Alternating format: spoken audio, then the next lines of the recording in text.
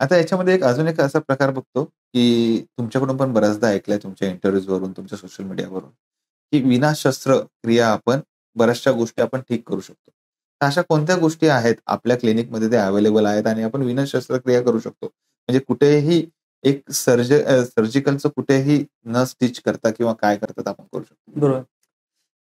खूप सुंदर प्रश्न आहे. म्हणजे बघा, काय असतं विना शस्त्रक्रिया म्हटलं तर तुम्हाला असं वाटतं की खूपच अवघड आहे. ठीक आहे. आम्हाला काय आहे ना, की हं, आमच्यासाठी एक पेशंट आहे ॲज अ होल आम्हाला त्याला कन्सिडर करायचं. हां. मग त्याला प्रॉब्लेम कितीही मोठा असू देत. आम्ही एक छान त्याला एक्झॅक्ट सिमिलीमम म्हणजे एक्झॅक्ट औषध जर दिलं, तर त्याची शस्त्रक्रिया नक्कीच बरी होईल. म्हणजे विदाऊट शस्त्रक्रिया आपण त्याला बरं करू शकतो. जसं किडनी स्टोन आहे. तर किडनी स्टोन हा किडनीत असू देत किंवा नळीत असू देत किंवा कुठे मूत्रनलिकेमध्ये अडकलेला असू देत. हं. विदाऊट आपण सर्जरी त्याला बरं करू शकतो. युरेथ्रल स्ट्रिक्चर आहे. बरं. युरेथ्रल स्ट्रिक्चर म्हणजे लघवीच्या मार्गामध्ये कुठेतरी अडथळा निर्माण होतो. तोही प्रॉब्लेम आपण म्हणजे विदाऊट ऑपरेशन आपण तो सर्जरी आपण त्याला बरं करू शकतो. बरं. बिकॉज ह्या काही सर्जरी आहेत ह्या वारंवार कराव्या लागतात. हं, कारण त्याची टेंडन्सी कुठेतरी ब्रेक नाही होत. हं. पण टेंडन्सी जर ब्रेक करायची तर होमिओपॅथी इज द मेडिसिन. अच्छा. ठीक आहे. दुसरी एक गोष्ट cancer. कॅन्सरसाठी.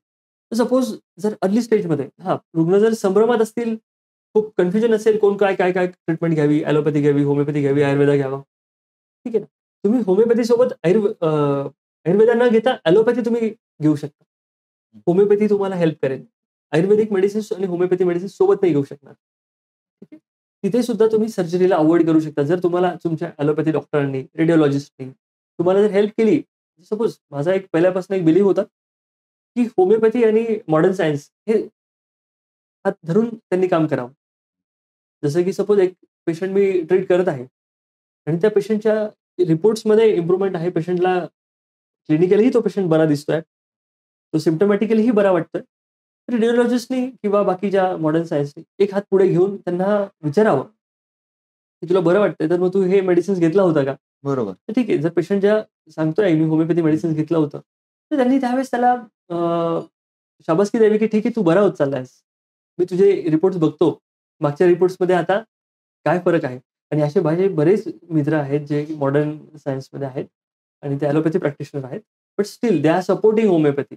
They are referring many patients to me, की त्यांना जेन्युइनली वाटतंय, की त्यांचा पेशंट हा ऑपरेशनला न जावा आणि हा ऑपरेशन विरहित राहावा. तर आणि त्यांचे रिझल्ट्सही त्यांना मी दाखवलेत, की कसे ते बरे झालेत. आता याच्यामध्ये तुमचं जे एक्सपर्टीज आहे, जे थायरॉइडमध्ये म्हटल्या जाते, वंध्यत्वामध्ये म्हटल्या जाते, त्याच्या बाबतीत थोडं सांगा ना? बरोबर. बेसिकली थायरॉइड असू देत किंवा असे बरेच वंध्यत्व आहे. म्हणजे माझ्या काही स्पेशालिटीज होत्या ज्यामुळे माझं नाव झालं होतं, की थायरॉइडचा उपचार होमिओपॅथीने हे डॉक्टर करतात. हं. तर थायरॉइड हा 2 प्रकारचा असतो म्हणजे हायपो आणि हायपरथायरॉइडिझम असे 2 प्रकारचे थायरॉइडचे आजार तुम्हाला बघायला मिळतात. याच्यासाठी एक गोळी असते ती आयुष्यभर घ्यावी लागते. बरं. तुम्हाला थ्रू युअर लाईफ ती गोळी ठेवावी असं डॉक्टर रिकमेंड करतात. हं. पण असं मुळीच नाहीये. अच्छा. जर तुम्ही सुरुवातीला हं. ॲलोपॅथी मेडिसिन्स न घेता किंवा मला काही कॉन्ट्राडिक्ट नाही करायचंय एखाद्या स्पेसिफिक पॅथीला. पण ठीक आहे.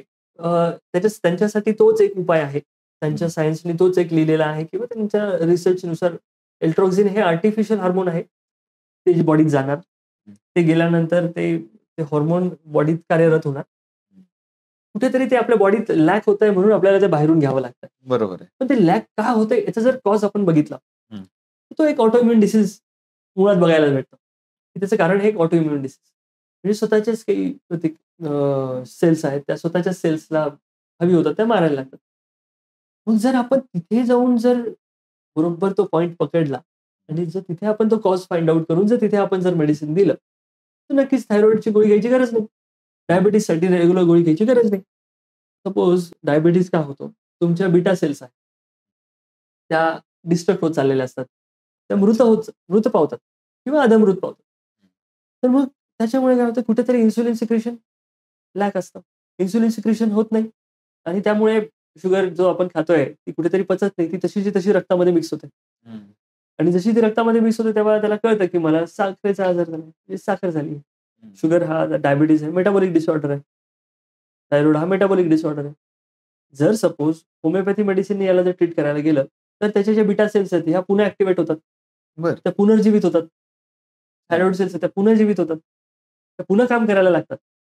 आणि जर सपोज आपण त्या पद्धतीने जर आपण काम केलं, तर त्या रुग्णाला रिव्हर्सिबल चेंजेस बघायला मिळतात. अच्छा. म्हणजे जसं की हे जे डिसीजेस आहेत, हे इर्रिव्हर्सिबल डिसीजेस म्हणून याला म्हणतात. बरोबर. ऑटोइम्युन डिसीजेस म्हणतात. याला काहीच उपायच नाहीये असं सांगतात. असं नाहीये. होमिओपॅथीकडे यासाठी 100% याच्यामध्ये औषध आहे.